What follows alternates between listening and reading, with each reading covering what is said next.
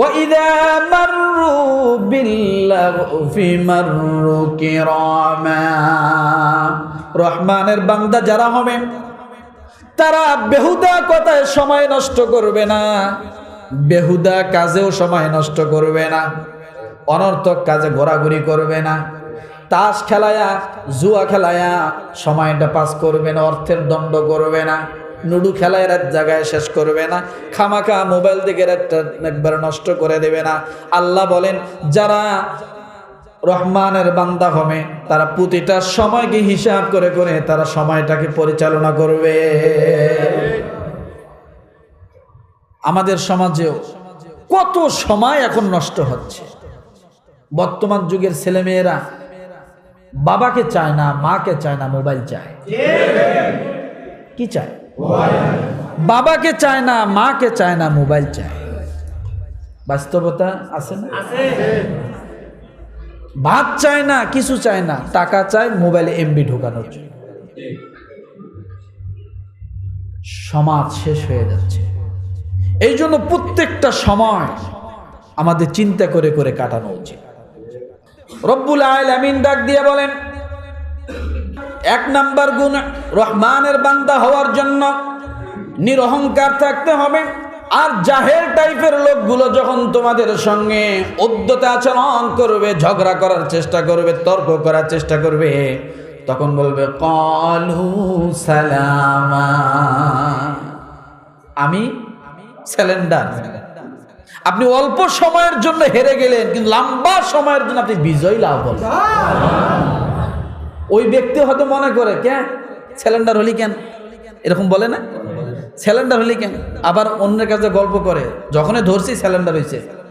আরে ভাই, ও তো অল্প সময় স্যালেন্ডার হলো, 5 মিনিটের জন্য, 10 মিনিটের জন্য, সাময়িক সময়ের জন্য, কিন্তু লম্বা সময় বিজয় লাভ করেছে। কি লাভ করেছে? উলাইকাল জান্নাতুল গুরফা, সে জান্নাতের অধিকারী হয়েছে। তাহলে সর্বপ্রথম রহমানের বান্দার গুণ কি? নম্র হওয়া। এবার আসুন দ্বিতীয় নাম্বার গুণটা কি? আল্লাহ পাক রব্বুল আলামিন বলেন, ওয়াল্লাযীনা ইয়াবিতুনা লিরাব্বিহিম সুজদান ওয়া কিয়ামা। ওয়াল্লাযীনা ইয়াবিতুনা লিরাব্বিহিম সুজদান ওয়া কিয়ামা। রহমানের বান্দার দ্বিতীয় নাম্বার গুণটা হলো সে রাতের বেলা উঠবে, দাঁড়ায়া নামাজ পড়বে, সেজদা করবে। আল্লাহর সামনে দণ্ডায়মান হওয়া, সেজদায় পতিত হওয়া, এটার নাম কি? তাহাজ্জুদ। কি বলেন তো, এটার নাম কি? এবার একটু পার্থক্য করেন। আল্লাহ তাহাজ্জুদ নামাজের ক্ষেত্রে গুণের দিক থেকে দ্বিতীয় নাম্বারে ফেলালেন, আর 1 নম্বরে নম্রতা ফেলাইছেন, তাই না? তাহলে বোঝা গেল মানুষের সাথে যে ব্যক্তি বিনয়ী হতে পারবে ওই ব্যক্তির জন্য আল্লাহর ইবাদত করা সহজ হয়ে যাবে। বুঝাইতে পারছি? কেমন সহজ হবে? ওই ব্যক্তি তখন রাতের বেলা উঠে আল্লাহর সামনে বিনয়ী হতে তার আর কষ্ট হবে না। কথা বুঝাইতে পারছি? আর যত নফল আমল আছে, সমস্ত নফল আমলের লিডার হলো তাহাজ্জুদ নামাজ। রানী, রাজা, সর্বশ্রেষ্ঠ ইবাদত হলো, যত নফল ইবাদত আছে তার মধ্যে সবচাইতে প্রধানতম নফল ইবাদতের মধ্যে প্রধানতম শ্রেষ্ঠতম ইবাদতের নাম কি? জোরে, আরো জোরে।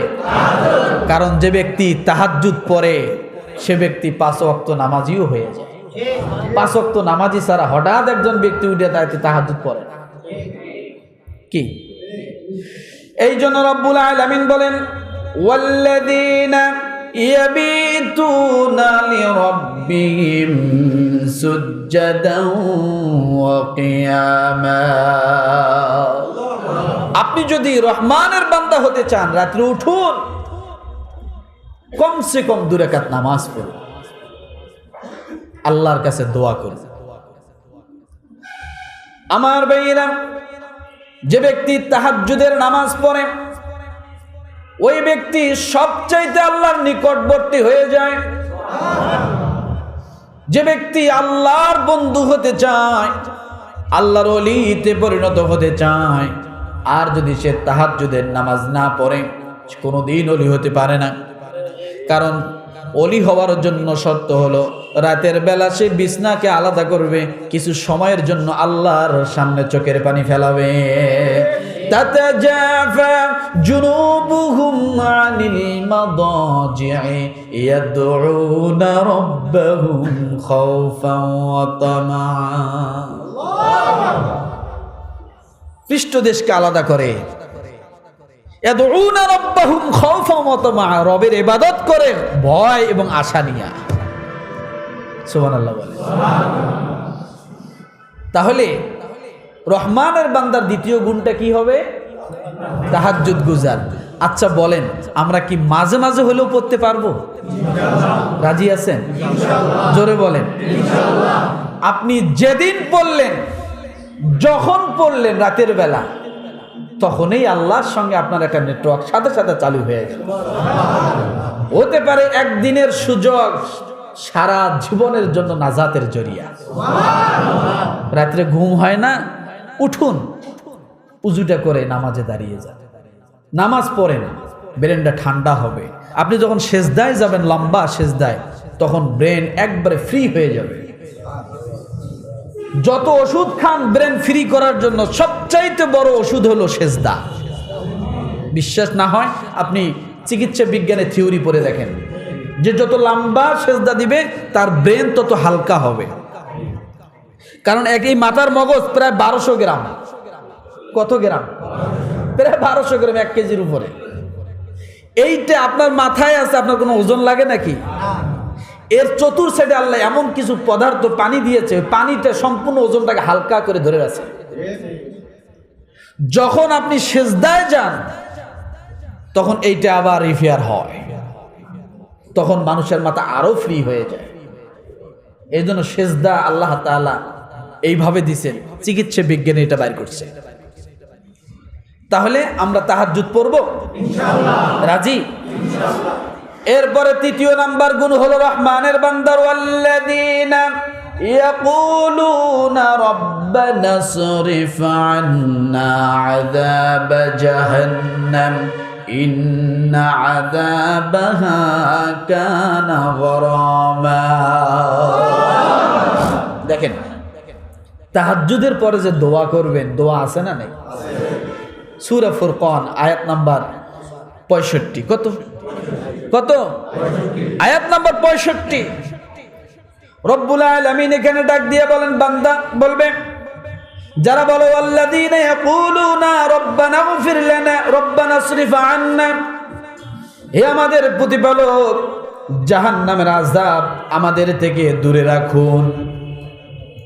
তাহলে আপনি তাহাজ্জুদের নামাজ পড়লেন, এরপরে আল্লাহর কাছে দোয়া করলেন। আপনার 1 নাম্বার রহমানের বান্দার গুণ হবে, সে সব সময় জাহান্নাম থেকে আল্লাহর কাছে পানা চাবে, চাওয়ার দিক থেকে পানা চাবে, কর্মের দিক থেকে বিরত থাকবে। জাহান্নামে যায় এমন কোনো কর্ম বান্দা করবে না। এটা দোয়ার মাধ্যমে বান্দা আল্লাহকে বলা আর নিজেকে জাহান্নাম থেকে মুক্তির জন্য, নিজের দূরে থাকার জন্য চেষ্টা করা, এটার জন্য আল্লাহ তাআলা দোয়া শিখিয়ে দিয়েছেন। বলেন সুবহানাল্লাহ। এখানে একটা চ্যাপ্টার দেখেন। তাহলে নম্রতা এবং তাহাজ্জুদের পরে আমরা কি পাইলাম? দোয়া। এখানে কিন্তু 2 বার দোয়া আছে। কয়বার? তাহলে তাহাজ্জুদের পরে দোয়া আর যে কোনো ভালো কাজ করার পরে দোয়া, এই 2 দোয়া আল্লাহ তাআলা কবুল করে। সুবহানাল্লাহ। আপনি একজনকে উপকার করেছেন, আপনার একটা সমস্যা সমাধান হচ্ছে না, রব্বুল আলামিনের কাছে তুলে ধরেন, আল্লাহ আমি এই গরিব মানুষটার উপকার করলাম, এই ওসিলা আমাদের এই সমস্যাটা সমাধান করে দাও। আপনি যে কোনো সমস্যায় পড়েন না কেন, একজন মানুষের উপকার করেছেন, আল্লাহর কাছে তুলে ধরবেন, রব্বুল আলামিন আমি মানুষটার এই উপকার করেছি, যদি তোমার কাছে পছন্দ হয় তাহলে তুমি আমার এই বিপদ থেকে উদ্ধার করে দাও। এইভাবে আপনি যদি আল্লাহর কাছে তুলে ধরেন, এই জন্য রব্বুল আলামিন শিখিয়ে দিলেন, বান্দারে মানুষের উপকার করো, ভালো আচরণ করো, আর তাহাজ্জুদের নামাজ পড়ে পড়ে আমি আল্লাহর কাছে তুমি জাহান্নাম থেকে পরিত্রাণ চাও। তাহলে রহমানের বান্দার তৃতীয় নাম্বার গুণ কি? তৃতীয় নাম্বার গুণটা হলো দোয়া। এরপরে রব্বুল আলামিন চতুর্থ নাম্বার গুণের কথা বলেন, ওয়াল্লাযীনা ইযা আনফাকু লাম ইউসরিফু ওয়া লাম ইয়াকতুরু ওয়া কানা বাইনা যালিকা কাওয়ামা। ও বান্দা যখন দোয়া করবে, ইন্নাহা সাআত মুস্তাকাররা ওয়া মুকামা, এটাও বলবে আল্লাহ আমি ক্ষণস্থায়ী জাহান্নামও চাই না, চিরস্থায়ী জাহান্নামও চাই না, এমন জাহান্নাম তুমি আমাকে দিও না। কারণ আমরা ক্ষণস্থায়ী সহ্য করতে পারবো না, চিরস্থায়ী তো আরো পারবো না। কথা ঠিক না? তাহলে এ দোয়ার মাঝে বান্দা যদি এইভাবে বলে যে আমি লম্বা সময় চাই না, অল্প সময়ও চাই না, তুমি সম্পূর্ণ জাহান্নাম থেকে আমাকে কি করো? মুক্ত করো। আমার ভাইরা, চতুর্থ নাম্বার বান্দার গুণটা হলো দান করা। কি করা? এখন কম না বেশি? কম না বেশি? দান জোরে বলেন, আরো জোরে না। কি রহমানের বান্দার ক্ষেত্রে আল্লাহ কি বলছে দেখেন, আল্লাহ এই কথা বলে নাই যে বেশি বেশি দান করো। সুবহানাল্লাহ বলেন। রহমানের বান্দা যদি হতে চান তাহলে দান কেমন করবেন আল্লাহ এটা শিখাচ্ছে এখানে। আপনি আমি বললে তো হবে না, নাকি? রব্বুল আলামিন ডাক দিয়ে বলেন, ওয়াল্লাযীনা ইযা আনফাকু লাম ইউসরিফু ওয়া লাম ইয়াকতুরু ওয়া কানা বাইনা যালিকা কাওয়ামা। রব্বুল আলামিন বলেন, বান্দা তোমরা যদি রহমানের বান্দা হতে চাও তাহলে মধ্যম পন্থায় তোমরা দান করো, বেশিও করিও না আবার কমও করবে না। কি বোঝেন নাই কথাটা? তোমরা যদি রহমানের বান্দা হতে চাও, লাম ইউসরিফু সীমা লঙ্ঘন করিও না, ওয়ালাম ইয়াকতুরু আবার কি কমও দিও না। লাম ইউসরিফু সীমা লঙ্ঘন করিও না, অধিক করিও না, বেশি ব্যয় করিও না। ওয়ালাম ইয়াকতুরু আবার কি কমও করিও না, মধ্যম পন্থায় অবলম্বন করো। সুবহানাল্লাহ বলেন। এখন এই মধ্যম পন্থা অবলম্বন কেমনে হবে? রব্বুল আলামিন আরেক জায়গা বলেন, ওয়ালা তাজআল ইয়াদাকা মাগলুলাতান ইলা উনুকিকা ওয়ালা তাবসুতহা কুল্লাল বাসতি ফাতাকউদা মালুমান মাহসুরা। তোমরা এমন কৃপণ হইও না যে হাত, এই যে আল্লাহ এইভাবে, মানে আল্লাহ যেভাবে বলছে তাতে বোঝা যায় এইভাবে, তোমরা হাতকে ঘাড়ের সঙ্গে দানের খেয়ে সময় ঝুলায় রাখিও না। আবার আল্লাহ বলতেছেন হাতকে একবারে ছেড়ে দিও না। সুবহানাল্লাহ বলবেন না? সূরা বনী ইসরাঈল সম্ভবত, তোমরা হাত দুটি তুমি তোমার ঘাড়ের সাথে বেঁধে রেখো না এবং সম্পূর্ণরূপে ছেড়েও দিও না। কারণ দান করতে করতে এমন হইও না যে ফকির হয়ে গেছে, আবার কৃপণ হইও না যে কিছুই দিব না, কাকে রুটি নিয়ে গেছে ওই রুটি আনতে হবে আমার, এটাও যেন না। মনে থাকবে? এটা কত নাম্বার গুণ গেল? পঞ্চম নাম্বার গুণ। এবার দেখেন আলাদা, রব্বুল আলামিন ডাক দিয়ে বলেন সূরা ফুরকান 68 নম্বর আয়াত, ওয়াল্লাযীনা লা ইয়াদউনা মা'আল্লাহি ইলাহান আখারা ওয়া লা ইয়াকতুলুনা আন-নাফসাল্লাতী হারামাল্লাহু ইল্লা বিল হাক্কি ওয়া লা ইয়াজনুন ومن يفعل ذلك يلقى أثاما আগের যতগুলো কথা আল্লাহ বলেছেন এই কথাগুলো আর এখন যে পঞ্চম নাম্বার গুণ যায় রহমানের বান্দার থাকবে এই কথাগুলোর মাঝে আকাশ জমিন ব্যবধান। আগের কথাগুলো হলো ইচ্ছাধীন। কি দিন? তাহাজ্জুদ নামাজ ইচ্ছা, দান ইচ্ছা, এরপরে আপনার নম্র আচরণ এটা ইচ্ছা। কিন্তু এখন রব্বুল আলামিন যে কথা বললেন ওয়াল্লাযীনা লা ইয়াদউনা মা'আল্লাহ,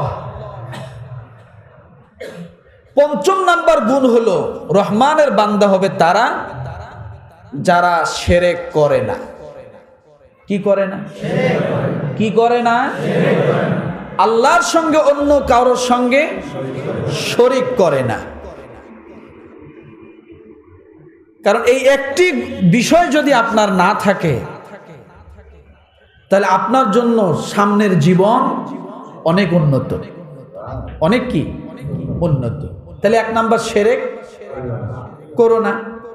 দ্বিতীয় নাম্বারে ওয়ালা ইয়াকতুলুনা আন-নাফসাল্লাতী হারামাল্লাহ, অন্যায়ভাবে মানুষকে হত্যা, এটা 6 নাম্বার গুণ। তাহলে শিরক করো না 5 নাম্বার, অন্যায়ভাবে মানুষকে হত্যা করবে না, এটা কয় নাম্বার? এরপরে বলা হয়েছে ওয়ালা ইয়াজনুন, তারা ব্যভিচারের কাছেও যাবে না, ব্যভিচারের নিকটবর্তী যাবে না। এই হলো 7 নাম্বার গুণ। এখন কথা হলো যারা যাবে তাদের জন্য কি হবে? وَمَن يَفْعَلْ ذَلِكَ يَلْقَى أَثَامًا, যে ব্যক্তি এরূপ করবে তার গুনাহের শাস্তির সম্মুখীন হতে হবে। তাহলে এই 3টা বিষয় শিরক, বোঝেন এখানে বোঝার বিষয় আছে 3টা। শিরক 5 নাম্বার গুণটা কি? 6 নাম্বার গুণটা কি? অন্যায়ভাবে, সকলে মাথা উঁচু করেন, অন্যায়ভাবে মানুষকে হত্যা করা। এরপরে 3য় নাম্বারে ব্যভিচার করা, এটা কত নাম্বার? 7 নাম্বার। এই 3টা গুণ সমস্ত পাপের মা। সুবহানাল্লাহ। সমস্ত গুনাহের কি মা। আর হাদিসে আর 2টা আসছে, মিথ্যা একটা আর মিথ্যা সাক্ষ্য দেওয়া একটা। এখানেও মিথ্যা সাক্ষ্য আছে, আসতেছি। তাহলে সমস্ত গুনাহের মা কি? শিরক। এরপরে অন্যায় মানুষকে, এরপরে ব্যভিচার করা। এটা হলো সমস্ত পাপের মূল, রানী রাজা। কবিরা গুনাহ, কবিরা গুনাহের মধ্যে 3টা সবচাইতে বড় ভয়ঙ্কর, মারাত্মক। আবার হাদিসের ক্ষেত্রে আরো 5টা আছে, 7টাও আছে। কোরআনের আয়াতের ক্ষেত্রে এখান থেকে আমরা নিয়ে আসছি এটা। তাহলে এগুলো করা যাবে? যদি করে কি হবে? রব্বুল আলামিন ডাক দিয়ে বলেন ইউদাআফ লাহুল আযাবু ইয়াওমাল কিয়ামাতি ওয়া ইয়াখলুদু ফীহি মুহানা। যদি এই 3টা কবিরা গুনাহ কারো ভিতরে থাকে, 1 নম্বরে শিরক করা, 2 নম্বরে অন্যায়ভাবে মানুষকে হত্যা করা, 3য় নম্বরে হলো ব্যভিচার করা, আল্লাহ বলেন কিয়ামতের দিন তার শাস্তি বৃদ্ধি করা হবে। কি করা হবে? শাস্তি বৃদ্ধি করা হবে। শুধু বৃদ্ধি নয়, দ্বিগুণ বাড়ায় দেওয়া হবে, ডবল হবে। কি হবে? আপনি যা প্রাপ্য তা পাবেন, এরপর ওই পরিমাণ আরো বেশি পাবেন। নাউজুবিল্লাহ বলেন, জোরে বলেন। যা প্রাপ্য তা পাবেন, আবার আরো বেশি পাবেন। বলে না ডবল ফাঁসি আছে না নাই? কত ফাঁসি? ডবল ফাঁসি। এরপরে রব্বুল আলামিন বলেন এই তিনটা গুনাহ থেকে মানুষ যদি বেঁচে থাকে, তার মধ্যে আরেক জায়গায় বলা হয়েছে ইন্নাল্লাহা লা ইয়াগফিরু আন ইউশরাকা বিহি ওয়া ইয়াগফিরু মা দুনা যালিকা লিমান ইয়াশা। ভালো করে বুঝুন, তাহলে এই তিন গুনাহ সকল গুনার প্রতিনিধিত্ব করে। এই তিনটা গুনাহ সকল গুনার কি করে? প্রতিনিধিত্ব করে। তাহলে এই তিন গুনাহ করলে কোথায় যেতে হবে? জাহান্নামে গেলে শাস্তি কেমন হবে? অর্ধেক না ডবল, সমানও না, ডবল। মনে থাকবে। এরপরে বলা হয়েছে, এখন আপনি চিন্তা করেন আমরা কি এই গুনাহ করি না? শিরক আমাদের ভিতরে আছে না? আমরা অন্যায়ভাবে মানুষকে হত্যা অনেক সময় হয়ে যায় না? এরপর ব্যভিচার আছে না? এখন তাই বলে কি ডবল গুনাহ, যে ডবল আযাব আছে, জাহান্নামও আছে, এখন বলবেন হুজুর তাইলে কি এখান থেকে মাপ পাওয়ার কি কোনো উপায় নাই? এগুলো কিন্তু সবচেয়ে বড় কবিরা গুনাহ, সবচেয়ে বড় কবিরা গুনাহ। এখন বলবেন হুজুর এটার থেকে কি মাপ পাওয়ার কোনো উপায় নাই?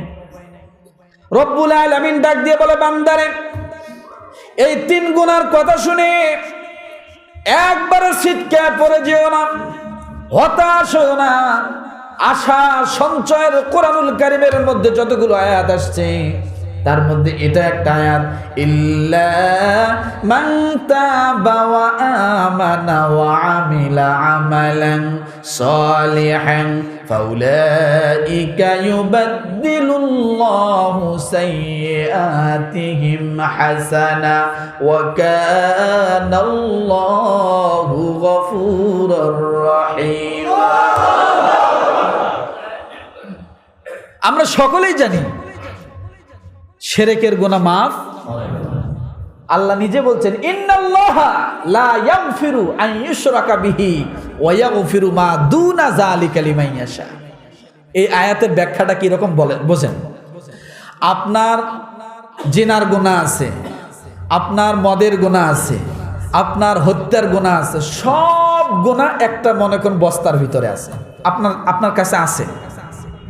কিন্তু শুধুমাত্র একটা গুনাহ নাই, সেটা কি? শিরকের গুনাহটা নাই। আল্লাহ বলে যা আমি তোকে মাফ করে দেব। আল্লাহ কি বলে? ইন্নাল্লাহা লা সূরা নিসার মধ্যে আসছে ইন্নাল্লাহা লা ইয়াগফিরু আন ইউশরাকা বিহি ওয়া ইয়াগফিরু মা দুনা। অর্থাৎ সব গুনাহ আছে, নাই কি? একটা গুনাহ নাই, শিরকের গুনাহটা তোমার নাই। আল্লাহ বলে আমি সব মাফ করে দেব। এখন কথা হলো হুজুর শিরকের গুনাহ কি তাহলে মাফ হবে না? এই আয়াতের আলোকে তো বোঝা যায় যে শিরকের গুনাহ রব্বুল আলামিন ওখানে ওই কথা বলেছেন। আল্লাহ এখানে আবার আশার সঞ্চয় করে দিলেন, ইল্লা মান তাবা ওয়া আমানা ওয়া আমিলা আমালান সালিহান ফাউলাইকা ইউবাদদিলুল্লাহু সাইয়্যাতিহিম হাসানা ওয়া কানাল্লাহু গফুরুর রহিম। জোরে জোরে জোরে জোরে জোরে, আরো জোরে, আরো জোরে। মাথা উঁচুই থাকবে, মাথা নিচু হবে না। এই আয়াত আপনার কাছে মনে হবে আপনি এখনই জান্নাতি। সুবহানাল্লাহ, সুবহান। আপনার কাছে মনে হবে আপনি এখনই জান্নাতি। এর থেকে আশার সঞ্চয়ের আয়াত আর হয় না। সূরা ফুরকান আয়াত নাম্বার ৭০ আল্লাহ বলেন ইল্লা মান তাবা ওয়া আমানা ওয়া আমিলা সালিহান। তবে কেউ তওবা করলে আর নতুন করে যদি ইমানটা যদি আবার রেফায়ার করে, রব্বুল আলামিন বলেন পাশাপাশি সৎকর্ম করে যায়, আল্লাহ তাআলা বলেন আমি এইরূপ লোকদেরকে তাদের জীবনের গোনা তো মাফ করে দিবই, অতীতের যতগুলো গোনা ছিল ওই গোনাগুলোকে আমি আল্লাহ পরিবর্তন করে নেকিতে পরিপূর্ণ করে দেব। আরো আসতে বলেন, গোনা কি হবে? সওয়াবে পরিণত হবে। সুবহানাল্লাহ, সুবহানাল্লাহ, সুবহানাল্লাহ। এখন বলবেন হুজুর এটা কি সম্ভব? আরে ভাই কেন সম্ভব না? আমি বোঝার উদাহরণ দিচ্ছি। আপনার একটা সন্তান নেশা করতে করতে আপনার জমি জমা প্রায় শেষ করে দিচ্ছে। আপনার এই সন্তানটা আপনি নিরাময় কেন্দ্রে, মাদক নিরাময় কেন্দ্রে আপনি এডমিশন করলেন, 2-3 মাস থাকলো, এরপরে সে বুঝতে পারলো এটা আমার জন্য ক্ষতি। সে ওখান থেকে তওবা করে বলল, বাবা আমি আর কোনোদিন খাবো না, আমি আর কোনোদিন নেশা করব না। সেদিন আপনি পিতা বা আপনি ভাই, আপনি গার্ডিয়ান, আপনার মনটা ভরে যাবে না? তখন আপনি তাকে কি সান্ত্বনা দিবেন? তুমি যদি মদ আর না খাও, নেশা না করো, আমি তোমার নামে জমি লিখে দেব, কি তোমার নামে বাড়িটা লিখে দিব, তোমাকে আমি গাড়িটা দিয়ে দিব, তোমাকে আমি 5 লাখ টাকা দিব, বাবা তুমি যা চাও আমি তাই দেব, তুমি নেশা তবু করিও না। তাহলে আগে তার খারাপ দিকটা ছিল, এখন ভালো হওয়ার জন্য যখনই সে ইরাদা করেছে, আপনি পিতা আরো তাকে বেশি কিছু দিতে চাচ্ছেন। আল্লাহ বলে, বান্দা শিরক করছো, শুধু একবার তওবা করে লা ইলাহা ইল্লাল্লাহ পড়ে নাও, নেক কাজ করার চেষ্টা করো, আমি আল্লাহ তোমার অতীত জীবনের সমস্ত গুনাহগুলোকে সওয়াবে পরিণত করে দেব। ইল্লা মান তাবা ওয়া আমানা ওয়া আমিলা আমালান সালিহা ফাউলাইকা ইউবাদদিলুল্লাহু সাইয়্যাতিহিম হাসানা ওয়া কানাল্লাহু গফুরুর রহিমা। আল্লাহ লাস্টে যে বলতেছেন, আল্লাহ তো অতি ক্ষমাশীল, পরম দয়ালু। আমরা তো সেই দয়ালুর বান্দা হতে চাই, কি বলে? রহমানের বান্দা হতে চাই। তাহলে এই 3 গুনাহ, 1 নাম্বার শিরক করব না, 2 নম্বরে অন্যায়ভাবে হত্যা, ব্যভিচারে লিপ্ত। রাজি আছেন? আল্লাহু আকবার, আল্লাহু আকবার। ও মুসলমান, রব্বুল আলামিন ডাক দিয়ে বলেন, বান্দারে 8 নাম্বার রহমানের বান্দার গুণ হবে ওয়াল্লাযীনা লা ইয়াশহাদুনা আয-যুর। 8 নাম্বার গুণটা হবে, যে ব্যক্তি রহমানের বান্দা হতে চায় তার গুণটা হবে সে কখনো মিথ্যা সাক্ষী কোথাও হবে না, মিথ্যা সাক্ষ্য দিবে না। কি দিবে না? জোরে বলেন। এইটা আমাদের সমাজে এখন আছে না নাই? এই মিথ্যা সাক্ষ্য দিয়ে কত আলেমদেরকে মেরে ফেলা হলো, কত আলেমদেরকে জেলখানায় ভরা হলো, কত মানুষকে দুনিয়া থেকে শেষ করে দেওয়া হলো, একমাত্র মিথ্যা সাক্ষীতে দেশ ছাড়া করা হলো, নির্দোষকে দোষী বানানো হলো, চুরি করে নাই চোর বানানো হয়েছে, হত্যা করে নাই হত্যাকারী বানানো হয়েছে, দেশদ্রোহর কোনো কাজ করে নাই কিন্তু রাজাকার বানানো হয়েছে। কি করলেন? কি হলো? নিজের জীবনটা এখন ফেরিওয়ালা হয়ে গেছে। কি হয়ে গেছে? মানুষের ক্ষতি করলে নিজের ক্ষতি হয়। তোমার আছে না নেই? মানুষের ক্ষতি করলে নিজেদের ক্ষতি হয়, এটাই বাস্তব। শিখুন এখান থেকে, এখান থেকে শিখুন, এই আলোচনাগুলো থেকে শিখুন, নিজের জীবনে ধারণ করার চেষ্টা করুন। অন্যের ক্ষতি করলে নিজের ক্ষতি হয়, অন্যের গাতায় পড়লে নিজের গাতায় পড়তে হয়। এক সময় কেউ বিএমপি করে এই কথাটা মুখ দিয়ে উচ্চারণ করার কোনো সাহস ছিল না, জামাত করে এটা সাহস ছিল না, অন্য কোনো দল করে মতাদর্শ করে বলার কোনো সাহস ছিল না। কিন্তু পরিবর্তনটা এমনই হয়েছে, আ কওয়ার শব্দ উচ্চারণ করার সামর্থ্য এখন আর নাই, সরেয়া বলার শক্তিটা এখন আর নাই। এটাই তো পরিবর্তন, আল্লাহ এইভাবেই দেয়। এই জন্য শুধু ওদিকে না, ব্যক্তি জীবনের থেকেও শিখুন। আমরা শিখি, এখানে শেখার জন্য আমরা আসি। কি বলে? এখানে শেখার জন্য আসি যে আমরা কখনো কারো সামনে অত্যাচারিত হব না, অত্যাচার করব না। রাজি আছেন? ইনশাআল্লাহ। কোনো বিষয় জুলুম করব না, ইনশাআল্লাহ। রহমানের বান্দা হওয়া এটাই শিখাচ্ছে। একজন আপনাকে তর্ক করার জন্য আসছে, ঝগড়া করার জন্য আসছে, আপনি কি বলবেন? আপনি কি বলবেন? আমি স্যালেন্ডার, আমি পারবো না তোমার সাথে ঝগড়া করতে ভাই, আমি পারবো না। মুখ ফিরায় নেবেন, ঘুরে যাবেন, সরে যাবেন। আপনি সাময়িক সময় হেরে গেলেন, চিরস্থায়ী সময়ের জন্য আপনি বিজয়ী লাভ করলেন। এটাই শিখাচ্ছে এই আলোচনা থেকে, কথা ঠিক কিনা? তাহলে মিথ্যা সাক্ষী দেওয়া যাবে?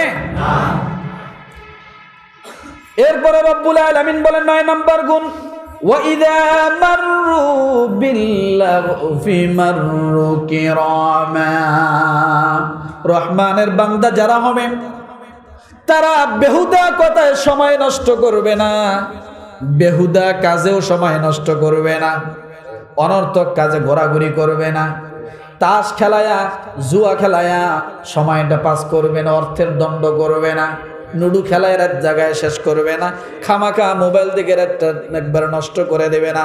আল্লাহ বলেন যারা রহমানের বান্দা হবে তারা প্রতিটা সময়কে হিসাব করে করে তারা সময়টাকে পরিচালনা করবে। আমাদের সমাজেও কত সময় এখন নষ্ট হচ্ছে। বর্তমান যুগের ছেলেমেয়েরা বাবাকে চায় না, মাকে চায় না, মোবাইল চায়। কি চায়? বাবাকে চায় না, মাকে চায় না, মোবাইল চায়। বাস্তবতা আছে না? ভাত চায় না, কিছু চায় না, টাকা চায় মোবাইলে এমবি ঢোকানোর জন্য। সমাজ শেষ হয়ে যাচ্ছে। এই জন্য প্রত্যেকটা সময় আমাদের চিন্তা করে করে কাটানো উচিত। আজকে বহির্বিশ্বে তারা এত উন্নত কেন? তারা সময়কে কাজে লাগায়। আর বাংলাদেশে আমরা এত অবনতি কেন? আমরা সময়কে অপচয় করি। সময়কে কি করি? অপচয় করি।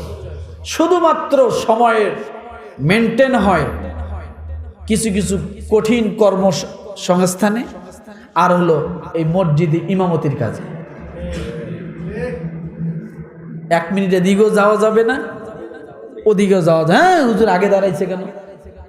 উনি যে আজ এক রেখাত পায় নাই তাই গরম। আবার যদি একদিন আগে আসে, হুজুর ঘড়ি দেখে না, আছে না নেই? ঘড়ি দেখে না, আজান একটু দেরি হলে, একটু আগে পিছ হলে।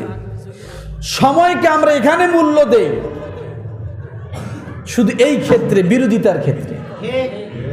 কি রাগ করলেন নাকি? ইমামের ভুল ধরার ক্ষেত্রে সময়ের মূল্য দিচ্ছি, কিন্তু আমি কত সময় নষ্ট করে আসলাম। 1 কাপ চা খাইতে লাগে 3 মিনিট, আমি 3 ঘন্টা কাটায় আসছি। হয় না? কিন্তু এটাই একটা বিষয়, সময়ের জ্ঞান শেখায় আল্লাহ তাআলা। এখান থেকে শিক্ষা দিচ্ছে, ওয়াইদা কামু ইলাস সালাতি কামু কুসালা। মুনাফিকরা ছটপট করবে, আসলে এটা ঠিক না। মনে থাকবে? তাহলে 9 নম্বর গুণটা কি? তারা বেহুদা সময়, অহেতুক কার্যকলাপের সময়, ব্যবসা বাণিজ্য লেনদেন সব জায়গায় তাদের ভালো আচরণ থাকবে, সময়কে মেনটেন করে মানুষের গুরুত্ব দিয়ে তারা চলবে। এটাই হলো একজন রহমানের বান্দার গুণ। 10 নম্বর গুণটা কি? রব্বুল আলামিন বলেন, ওয়াল্লাযীনা ইযা যুক্কিরু বিআয়াতি রাব্বিহিম লাম ইয়াখিরু আলাইহা সুম্মান ওয়া উমিয়ানা। রহমানের বান্দার 10 নম্বর গুণটা হলো, যখন তাদের সামনে কুরআনুল কারীমের আয়াতগুলো তেলাওয়াত করা হয়, কোরআনের বয়ান করা হয়, দ্বীনের কথা বলা হয়, তালিমের কথা বলা হয়, তারা এখান থেকে উপদেশ গ্রহণ করার জন্য সামনে অগ্রসর হয়। আছে না নাই? কিছু মানুষ আছে এখনো আমাকে চেনেই না, 10 বছর নামাজ পড়ে আমার পিছনে বিশ্বাস হয়। বিশ্বাস হয় কথাটা? 10 বছর আমার পিছনে নামাজ পড়ে কিন্তু আমাকে চেনে না। আমি আশ্চর্য হয়ে যাই। 5 বছর নামাজ পড়ে আমি ইমামকে চেনে না। 1 বছর নামাজ পড়ে আমি ইমামকে চেনে না, কথা বলতে গেলে অনেক সময় বোঝা যায়। আমার জিগে হুজুর কোন মসজিদে নামাজ পড়ান, বলে ওই কয় হুজুর আমি তো প্রতি শুক্রবারে নামাজ পড়ি। কি পরিমাণ মুসল্লি কোন নামাজ পড়ে এবার বোঝেন। ওই রাস্তায় সে জায়গা ভাগ করে নিয়েছে প্রতি শুক্রবারে। এক শুক্রবার আল্লাহর কালাম শোনার জন্য মসজিদের ভিতরে আসার সুযোগ হয় নাই, আমার চেহারাও দেখে নাই, তাই চেনে না। ও মুসলমান, এই জন্য বলি আল্লাহ তাআলা বলেন ওয়াল্লাযীনা ইযা যুক্কিরু বিআয়াতি রাব্বিহিম লাম ইয়াখিরু আলাইহা সুম্মা ওয়া উমিয়ানা। যখন তাদের সামনে কোরআনের উপদেশগুলো বলা হয় তখন তারা আগ্রহের সহিত সামনে অগ্রসর হবে, কোরআন থেকে উপদেশগুলো গ্রহণ করবে এবং সাচ্চা কথাগুলো তাদের জীবনীতে ফিট করে নেবে। তাইলে বোঝা গেল যাদের প্রতি জুমা বয়ান শোনার জন্য, কোরআন থেকে আলোচনা শোনার জন্য আগ্রহ জাগে, অবশ্যই তারা রহমানের বান্দার পরিচয় পেয়েছে। বলেন সুবহানাল্লাহ। বাড়িয়ে বললাম? বাড়িয়ে বললাম? সত্য কথা, সত্য কথা। 15 বছর এখানে, 15.5 বছর, 16 বছরের কাছাকাছি, অনেক অভিজ্ঞতা। 1 বছর নামাজ পড়ে আমি ইমামকে চেনে না। মুসল্লি কি আর আমি কি। অথচ এক লোক সেই কোনাবাড়ি থেকে আসতো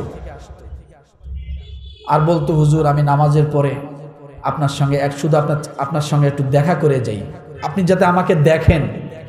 বলে কেন এমনটা করেন? কয় হুজুর আমি আপনার মুসল্লি। আমি বলি আপনি কেন এমন করেন? কিয়ামতের ময়দানে যদি আল্লাহ জিগায় নামাজ পড়ছো, তখন তো বলবো পড়ছি। আল্লাহ যদি বলে সাক্ষী কই, সেদিন যেন অন্তত বলতে পারি হুজুর ওই যে আপনার সঙ্গে নামাজের শেষে দেখা করে আসি, আপনি যেন বলেন যে হ্যাঁ আল্লাহ এ আমার মুসল্লি। কথাটা মনে পড়লো। লোকটা এখনো আসে, এখন বোট বাজার থেকে আসে এখানে। ও মুসলমান, এক একজনের ধারণা এক এক রকম। কেউ হুজুর দেখলে দৌড়ায়, আর কেউ হুজুর দেখলে খুশি হয়ে সামনে আগায়। আছে না নেই? কেউ ঝামেলা মনে করে, কেউ বন্ধু মনে করে। আছে না? আছে। কি নিয়ে শত্রুতা করেন? টাকা পয়সা, জমি জমা, বাড়ি গাড়ি দখল নিয়ে? আলেম ওলামা কি দখল করে? আপনার ঘরে যায় জোর করে খাইতে চায়? তা কি নিয়ে শত্রুতা করে? একটু হয়তো হক কথা বলে, একটু অনেক সময় গায়ে লাগে, তাই বলে কি শত্রুতা করা লাগে? ডাক্তারের কাছে গেলে কি ইনজেকশন মারে না? ব্যথা পান না, তাই বলে কি ডাক্তারের উঠে থাপড় দেন নাকি? গোসা হন, শত্রু হয় ডাক্তার? তা আপনার সুস্থ করার জন্যই তো ইনজেকশন। আর আপনি একটু ব্যথায় পাইছেন, এটা যদি সবর না থাকে, ধৈর্য না থাকে, আপনি তো সুস্থ হবেন না। আমি যদি হক কথাগুলো না বলি আর আপনার যদি হজম করার শক্তি না থাকে, আপনি তো জান্নাতি হতে পারতেছেন না, আপনি তো সুস্থ হতে পারতেছেন না। রাগ করেন? তাহলে কোরআনের উপদেশ শোনার জন্য কি করতে হবে? রহমানের বান্দা যারা হবে তারা আগ্রহী হবে, আগে আগে যাবে, বসবে যে আজকে কোরআন থেকে কি আলোচনা হয়।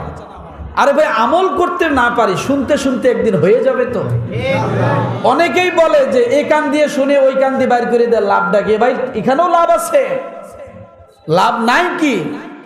একটা টায়ার বাস্ট হলে যদি আপনার বুকে আঘাত লাগে, বুক কেঁপে ওঠে, ওঠে না? তাহলে বোঝা গেল ওই টায়ারের বাস্টটা আপনার হৃদয়ে কি লাগছে নাকি? তো এই যে জবান দিয়ে কথা বলছি, হৃদয়ে লাগতেছে, লাগতে লাগতে একদিন দেখবেন কাজ হয়ে গেছে। আমি আরো উদাহরণ দেই। ইটের ভাটা, ইটের ইট খোলায়, চুলা জ্বালায়, মাঝখানে একটা চেলনি থাকে, চঙ্গা থাকে, থাকে না?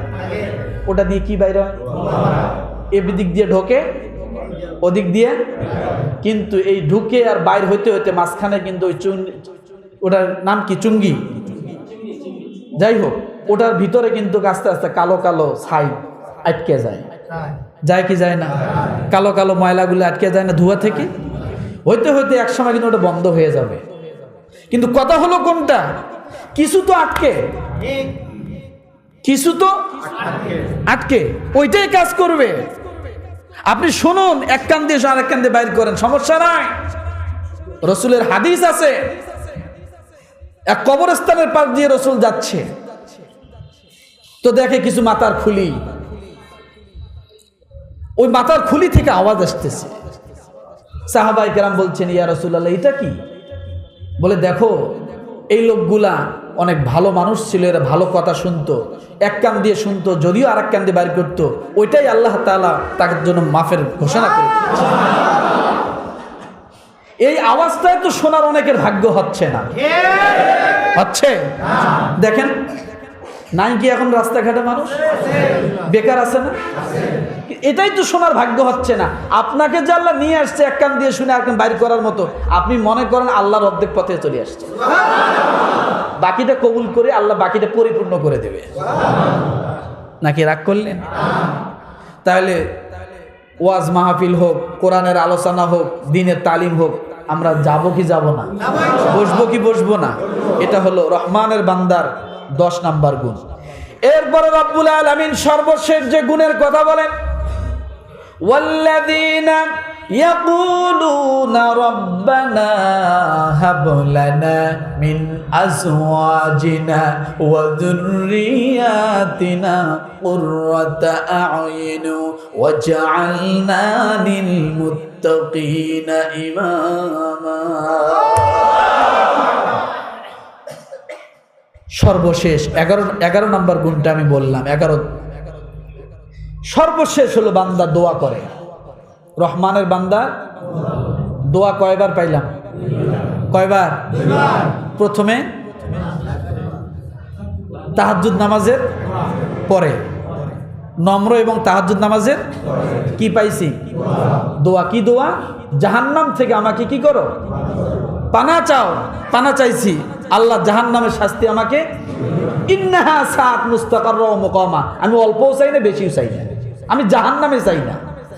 আর সর্বশেষ আল্লাহ কি দোয়া শিখাচ্ছে দেখেন, ওয়াল্লাযীনা ইয়াকুলুনা রাব্বানা হাব লানা মিন আজওয়াজিনা ওয়া যুররিয়াতিনা কুররাতা আ'য়ুন ওয়াজআলনা লিল মুত্তাকিনা ইমামা। রব্বুল আলামিন বলেন, এবং যারা এই বলে দোয়া করে, হে আমাদের প্রতিপালক, আমাকে, আমার স্ত্রীকে, আমার সন্তানদের পক্ষ হতে দান করো নয়না প্রীতি, অর্থাৎ আমার স্ত্রী, আমার সন্তান, আমার বংশধর, অতীত বংশধর যারা আসবে, তাদেরকে এমনভাবে বানাও যাদেরকে দেখে চোখ জুড়াইয়া যায়। কি জুড়াইয়া যায়? তার মানে বোঝেন, ভালো স্ত্রী যদি হয়, তার দিকে স্বামী যখন তাকায়, মনের মতো স্ত্রী যদি হয়, নমনীয় স্ত্রী যদি হয়, কর্কশবাসী না হয়, স্বামী ভক্ত হয়, তার দিকে স্বামী তাকাইলে তৃপ্তি পায় কিনা? কথা বলেন। যে সন্তান পিতার বাধ্যগত চলে, পিতার অনুসারী হয়, পিতা যা বলে, যেমন বলে তেমন চলে, ওই সন্তানের দিকে পিতা তাকাইলে বাবার নয়ন জোড়ায় কিনা? জোড়ায়। রব্বুল আলামিন বলেন, এমন সন্তান রব্বুল আলামিনের কাছে বান্দা বলবে, এমন সন্তান আমাকে দান করো যাকে দেখলে আমার আত্মা ভরে যায়, আত্মা শান্তি পায়। আর এমন কিছু সন্তান আছে তাকাইলে বাপ কি হয়? কষ্ট পায়। এমন কিছু স্ত্রী আছে তাকাইলে স্বামী কি পায়? কষ্ট পায়। তাহলে দুইটাই আছে। তাহলে আল্লাহর কাছে চাইতে হবে কোনটা? যেটার দ্বারা আমার কি হবে? শান্তি আসবে। আল্লাহ, এমন সন্তান, এমন স্ত্রী আমাকে কি করো? দান করো। এরপরে বলা হয়েছে, ওয়াজআলনা লিল মুত্তাকিনা ইমামা। শুধু তাই নয়, রব্বুল আলামিন তুমি আমাকে এমন আমলদার বানাও, এমন চরিত্রবান বানাও, এমন নমনীয় বানাও, এমন তাহাজ্জুদ গুজার বানাও, এমন মানুষ বানাও, আয় আল্লাহ, যারা আমাকে দেখে, তোমার অনেক বান্দারা আমাকে দেখে অনুসরণ করতে পারে। ওয়াজআলনা লিল মুত্তাকিনা ইমামা, এটা শুধু নামাজের ইমাম না। কেমন ইমাম? অর্থাৎ আপনি এমন আমলদার হবেন, এমন বিনয়ী হবেন, এমন তাহাজ্জুদ গুজার হবেন যে আপনি রাস্তা দিয়ে হাঁটবেন, মানুষ আপনাকে দেখে চিন্তা করবে লোকটা আসলে আল্লাহওয়ালা। বোঝেন নাই কথাটা? আপনার হাঁটা, আপনার চলা, আপনার কথা, আপনার আচরণ, এটা যেন অন্যদের অনুসরণীয় হয়। অন্যদের কি হয়? আপনাকে দেখে যেন তারা কি করে, যেমন একজন ব্যবসায়ী আরেকজন ব্যবসায়ীকে দেখে কি করে, অনুসরণ করে না। কিরে, ও রাত 11টা পর্যন্ত দোকান করে, আমি 10টায় বাসায় যাই, না এটা হবে না। ও সকাল 7টার থেকে রাত 11টা পর্যন্ত দোকানে বসা থাকে, আর আমি সারাদিন দোকান বন্ধ রাখি, হবে না। তাহলে এই যে দেখা দেখি অনুসরণ করে শেখা, আল্লাহ বলে তোমার কাছে এই গুণগুলো এমনভাবে নিয়ে আসো, আর আল্লাহর কাছে দোয়া করো, আল্লাহ এই গুণগুলো আমাকে এমনভাবে দাও যে আমি অন্যের ইমাম হতে পারি। কেমন ইমাম? তারা যেন আমাকে দেখে অনুসরণ করতে পারে। শুধু নামাজের ইমাম না, আমার চরিত্র দেখে যেন তারা কি করে, আমাকে অনুসরণ করে।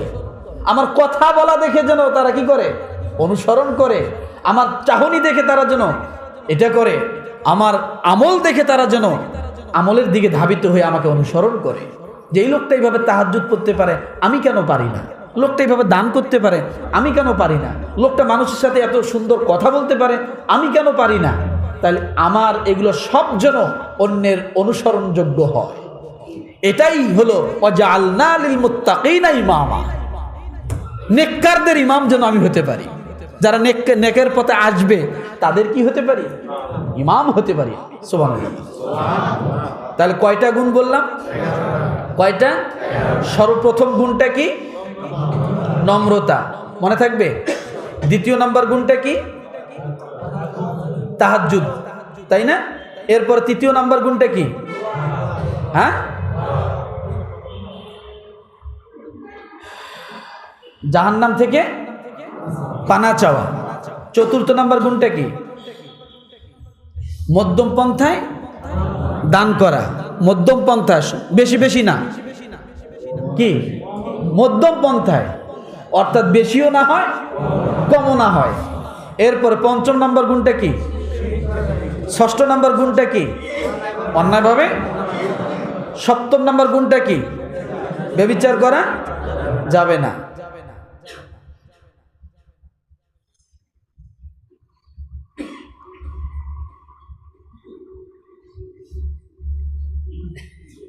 অষ্টম নাম্বার গুণ, মিথ্যা সাক্ষ্য দেওয়া যাবে না।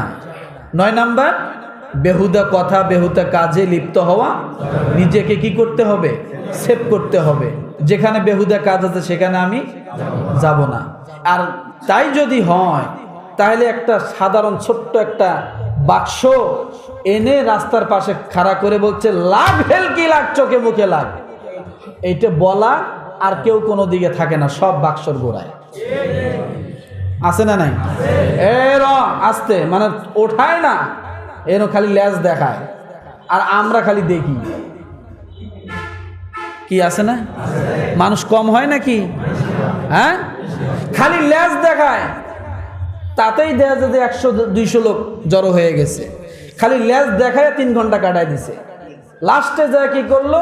ওই লেজ থুইয়া তাবিজ মোতা, গাছের শিকড় এগুলা বেচতেছে। জনগণের অভাব নেই। আর আজান দেই, নামাজে আসে, মাইক দিয়ে ডাকি, তাও আসে। এত ভালো কথা কই, তাও শোনে। আর শুধু লেজ দেখায়, তাতে লোকের অভাব থাকে। বোঝেন নাই মনে হয়? এটা কি খেলা? জোরে কর। সাপ খেলা। সাপের কি আবার খেলা আছে নাকি? হাডুডু খেলে, গোলা শুট খেলে, ফুটবল, ক্রিকেট। সাপের আবার কিসের খেলা? আমরা আসলে আমরা বোকার শখতে বসবাস করি, মাথায় ধরে না সাপ কি খেলে, ওরা আবার কিসের খেলা? কি দৌড় খেলে? এই দেখার জন্য মানুষের অভাব থাকে না। আর এত ডাকি ভাই আসেন, মসজিদে আসেন, কথা শোনে না, উল্টে বিরোধিতা করে। আছে না নাই? 10 নাম্বার গুণটা কি? কোরআনের সঠিক উপদেশগুলোকে শোনার জন্য আগ্রহ প্রকাশ করা। এটা হলো রহমানের বান্দার গুণ। 11 নাম্বার গুণ কি? বেশি বেশি করে দোয়া করা, নিজের জন্য স্ত্রী সন্তানের জন্য, এবং এই দোয়া করা যে আল্লাহ তুমি আমাকে এমন ইমাম বানাও যা তোমার মুত্তাকি বান্দারাও যে আমাকে দেখে জন্য কি অনুসরণ করতে পারে। আল্লাহ তাআলা আমাদেরকে তৌফিক দান করুক। পারবো না ইনশাআল্লাহ? এখন কথা হলো হুজুর এই 11টা গুণ করলে পুরস্কার কি? পুরস্কারটা একটু নিয়ে যাই 2 মিনিট নাকি? রব্বুল আলামিন বলেন উলাইকা ইউজজাউনাল গুরফাতা বিমা সাবারু ওয়া ইউলাক্কাউনা ফিহা তাহিয়াতাও ওয়া সালামা। পুরস্কার আল্লাহ বলেন রহমানের বান্দা যারা হবে তাদের পুরস্কার কি? এরাই তারা, আল্লাহ বলেন এরাই তারা যাদেরকে তাদের সবরের প্রতিদানে জান্নাতের সুউচ্চ প্রসাদ আল্লাহ তাআলা দান করবেন। জান্নাতের সবচেয়ে উঁচু দালানের নাম হলো গুরফা। কি বলেন তো? কি সবচেয়ে উঁচু সম্মানিত বালাখানার নাম কি? উলাইকা ইউজজাউনাল গুরফা বিমা সাবারু। তারা যে এই 11টি কাজ করতে যায় সবর করছে, অন্যের সাথে ঝগড়া করে নেই, সবর করছে, আল্লাহ বলেন এই সবরের বিনিময় এবং সুন্দর কথার বিনিময় আমি আল্লাহ তাআলা তাদেরকে জান্নাতের মধ্যে সবচেয়ে উঁচু মাকামটা দান করব। রাজি আছি ইনশাআল্লাহ? ইনশাআল্লাহ। আল্লাহ তাআলা আমাদের সকলকে কবুল করুক, আমিন। ওয়া আখির দাওয়ানা আনিল হামদুলিল্লাহি রাব্বিল আলামিন।